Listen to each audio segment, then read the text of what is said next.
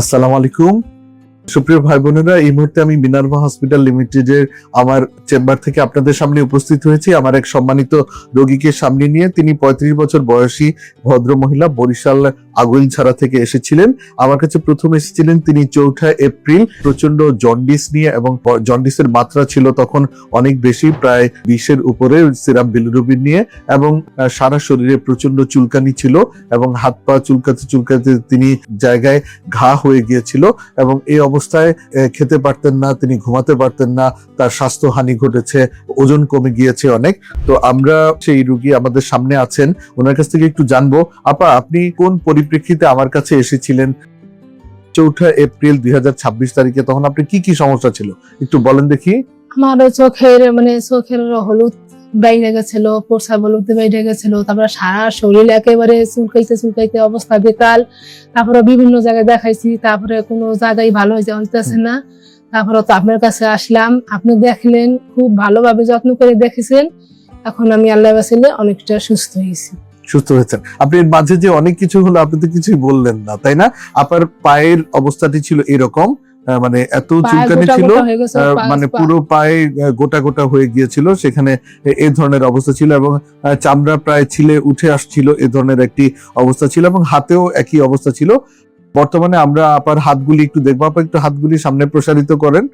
হাতগুলি মাশাআল্লাহ অনেক সুন্দর হয়ে আসছে, এবং চোখে হলুদ নাই বললেই চলে। চোখে হলুদ কি আছে এখন? একেবারেই হলুদ নেই। আপনার নিচের দিকে তাকান দেখি। হ্যাঁ, না, এখন আর হলুদ নেই। আপা, তখন আপনার শরীরে ওজন কমে গিয়েছিল, আপনি বলছিলেন যে আপনি আগে অনেক স্বাস্থ্যবান ছিলেন, ঘর সংসারে অনেক কাজ করতে পারতেন, কিন্তু স্বাস্থ্য কমে গিয়েছিল, তাই না? আচ্ছা আপা, এর আগে কি সমস্যা ছিল আপনার যে জন্ডিসটা হলো?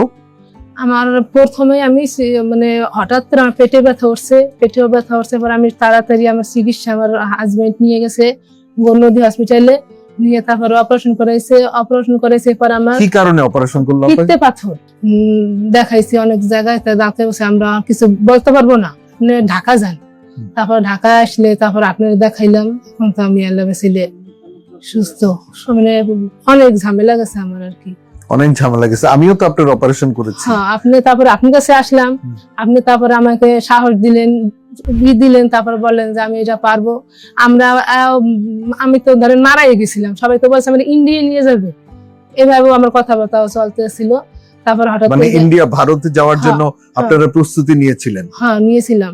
তারপরে আপনার সংবাদ পেলাম, আমার এক জামাই দিল সংবাদ, তারপর আপনার কাছে ছুটে এলাম। হয়তো আপনি আমার এই তারপরে তো অপারেশন করছিলেন, পাথরের পিত্তে নেই তো বার করলেন।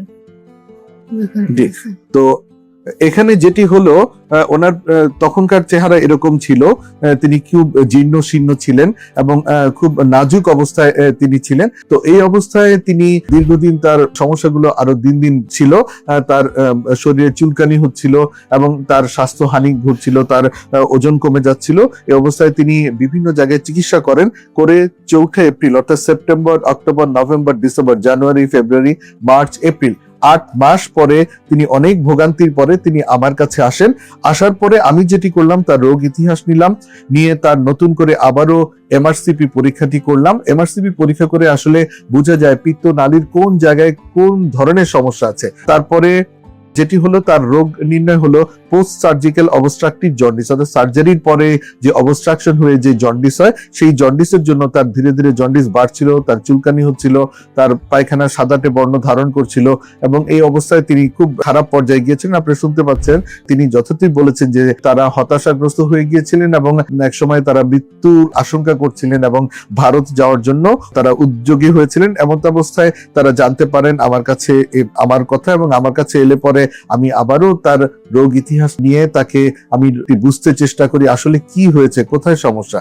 আমি ধরতে পারি তার সমস্যাটি হয়েছিল, এমআরসিপি করি এবং সেই অবস্থাটি ধরতে পারি। আজ তিনি এলেন, আজকে ৭ই জুলাই তিনি আমার কাছে এসেছেন। আজকে তিনি সম্পূর্ণ সুস্থ। আমি ইআরসিপি করে বের করে যে অবস্থা ছিল সেটি থেকে তিনি মুক্ত হন এবং তিনি বর্তমানে সম্পূর্ণরূপে সুস্থ অবস্থা লাভ করেছেন। তো ইয়ারসিপি করে তার জন্ডিস থেকে চিরতরে আজ তিনি মুক্তি পেয়েছেন, তিনি খুবই খুশি। আমারও খুব শান্তি লাগছে, আমি ইয়ারসিপি করে এই ধরনের একটি রোগীকে আল্লাহর পরম করুণাময় অসীম দয়ালু আল্লাহর অশেষ রহমতে ভালো করতে পেরেছি, সুস্থ করতে পেরেছি।